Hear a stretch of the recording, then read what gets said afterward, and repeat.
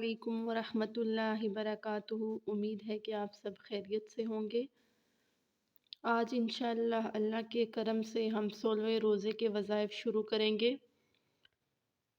فجر کی نماز کے بعد سورۃ الفاتحہ پڑھیں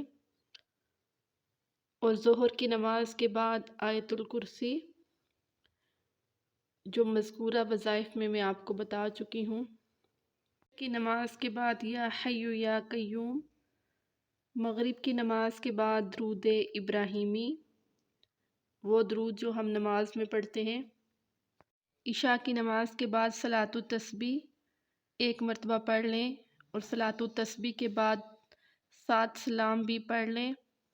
سلام قولا من رب الرحیم، سلام علی نوح فی العالمین، سلام علی ابراہیم، سلام علی موسیٰ و ہارون، سلام علی الیاس